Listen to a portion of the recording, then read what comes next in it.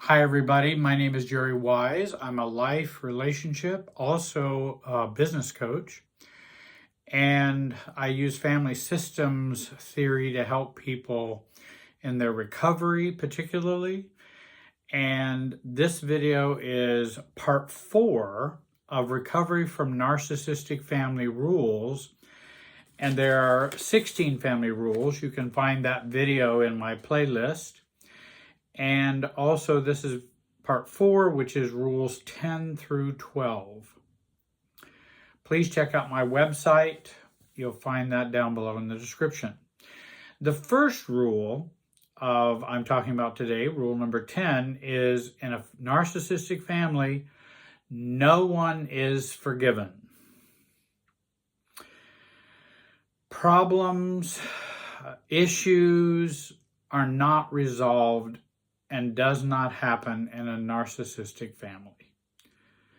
And any mistakes that are created by anyone other than the narcissist are etched in stone and placed in the mistake, injustice collection bag, and they can always be pulled out from that bag for the next decades. Narcissistic families cannot detach from others' errors. It's a way of being close in a relationship and managing the narcissist's anxiety and insecurity in a relationship. To maintain, I'm always one up and I can always pull out of this bag to make you one down. And that's used consistently in a narcissistic family, even when we become adults. Don't you remember what you did when you were 19 years old and you caused this problem? First of all, I want to warn those who are adult children of narcissists or others who've grown up in narcissistic families, stop being heroic and stop trying to work out those problems with family members who cannot do that. That is only going to frustrate you. It's only going to cause more tension and problems. First, we may need to surrender to me needing to be equal or get justice or be forgiven. Being forgiven, getting justice, and being equal is just not possible in a narcissistic family. They're not being fair, they're not being logical, they're not being situation appropriate, nor do they put those mistakes in context. Context doesn't matter. Human foibles, human errors are just not recognized in a narcissistic family. If you need to have an intentional funeral for that mistake, bury that mistake, let go of that mistake, and let it die. Even though the family won't let it die, but it needs to be released within you. And I have a video on intentional funerals. You might want to take a look at that. They're intentional emotional funerals, to let go of things. Because they may still hold on to it. What causes me problems is I'm still holding on to it. If they still hold on to it and I'm not holding on to it, it's far less damaging and far less problematic.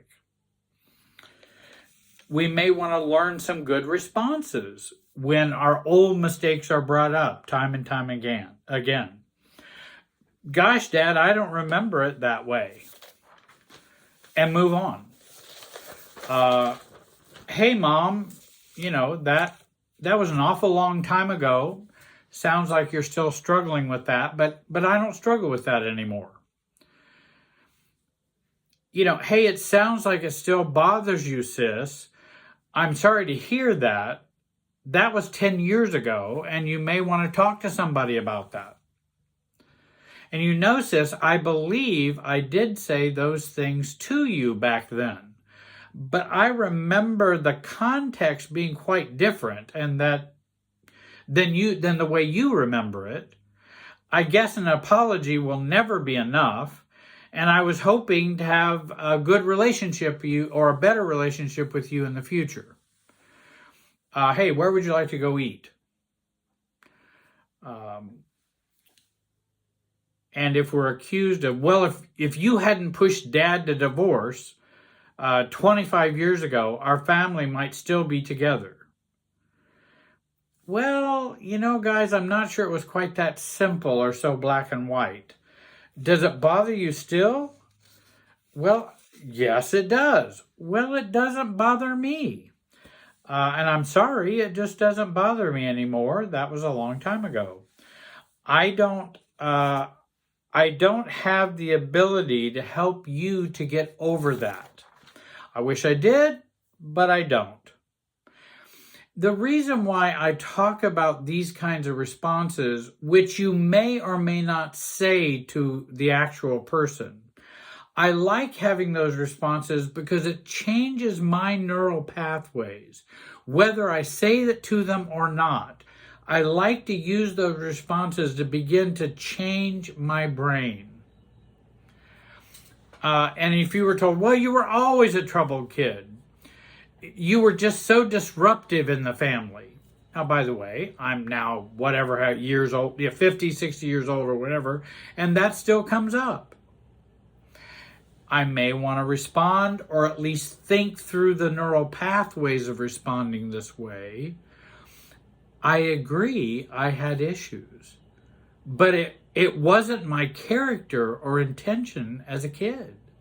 And my acting out may have been due to the family drama we were all experiencing then. But if you need to hold it against me, even now, I understand. But I think it will interfere with our relationship now. I hope you will one day feel good enough to forgive me and broaden your understanding of the dysfunction of the family that we had.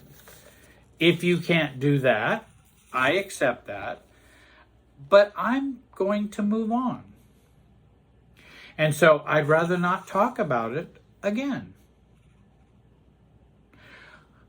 Work on self-confidence and self-esteem. Lower your anxiety and work to lower your anxiety to be able to say this one day. And again, it takes first thinking it through and having new neural pathways about that.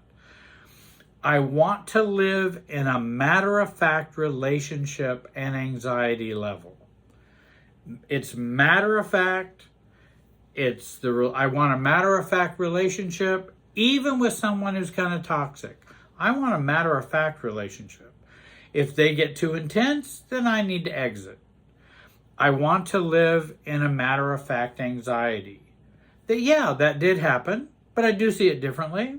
I do have other reasons why I might have done it, and it wasn't because I was just bad.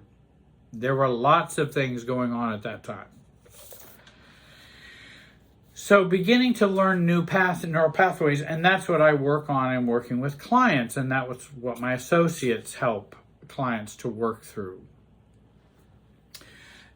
Rule number 11, rage is normalized in a narcissistic family. In narcissistic families, rage eruptions can be monthly, weekly, daily. Often they're irrational, distorted, explosive, and even at times violent rages. It can be while you're on vacation, going to church, during family activities, the normal day-to-day of the family, or just while kids were watching cartoons. Rage can create fear, trauma, intense shame, guilt, feelings of vulnerability, and feeling unsafe. So what do we do now? Run away from ragers. If you know a rager, you may want to stay away from any rager. Number 2, run to safer people, safer groups. Seek out friends who are not ragers. You also may want to, again, have purchase a safe person, such as a therapist or a coach, to begin to learn to get out of that and to get out of the unsafe environment and learn what it's like to be in a safer environment. Resist the belief that rage is something normal, something to be tolerated, something that happens everywhere, something, oh, that happens a lot to anybody. No, rage is not normal. Rage is an expression. Rage is just an expression of anger. No, rage goes beyond the expression of anger. And that rage is often a psychiatric problem, a personality disordered problem, or a major trigger from their past, and in which they just can't help it. No, that everyone can get help for rage if you have some. And often when someone is a rager, I think, ooh, we have some problems beyond just normal little issues here. If you rage, get professional help from a psychiatrist, a therapist, a coach therapist. Get some professional help if you find yourself raging. If you're married to a rager, work for a rager, have kids who rage, then get help. Rage is never appropriate. In the workplace, rage is anger that's weaponized. Rage is anger that's out of control. Rage is anger dumped and exploded on others. And what we do to help people to work on rage is to help them turn it into more healthy or appropriate anger. Rage is not appropriate and healthy anger. Also, rage, and if someone's a rager, it's not the fault of others. It is our own dysregulation. So if you know others who are ragers, don't go, oh, well, that's just because of the experience, how other people treated them. No, it is their dysregulation. No one's causing them to rage. Now, I'm going to talk about PTSD also here. Virtually no rage is justified unless as a result of PTSD, trauma, brokenness, and wounding, but it should not be resolved on your own. Again, the difficulties is we have this internalized rage. We need to get some help with that. And they need to get some help. And let me tell you, you are not the help that they need. If rage is still normal in your home or at your family gatherings, please go talk to somebody about that, because you need to navigate that much better. Rage often results in the crushing of the soul, and it ends up being emotional and verbal abuse. If you have been a victim of rage, then work on the CPTSD and the PTSD in your recovery, because you may have been traumatized by this. Work on that so you can learn self-protection, self-love, self-regulation, self-validation, and self-awareness. Rule number 12. Self-control and I mean extreme self-control, is required from everyone in the family but the narcissist. No one's allowed to be out of control except the narcissist in the family, or even as much step out of line. We must all toe the line. We must keep in step. We must keep up. We must keep quiet. Don't talk, don't think, don't feel. And you are to have no boundaries of your own. And that extreme self-control is equal to having no self. And all of this requires ultimate self-control. Recovery from that denial, from that extreme self-control, recovery is about the journey to freedom, self-awareness, self-acknowledgement, self-acceptance as an adult. And recovery is the journey of being a human being, and not a self-controlled being, but a human being, free to choose what you want, what you need, what you feel, what you think, and what boundaries you would like to have, which would define you.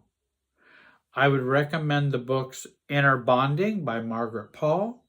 I would recommend Boundaries and Relationships by Charles Whitfield. Again, that extreme self-control shuts us down.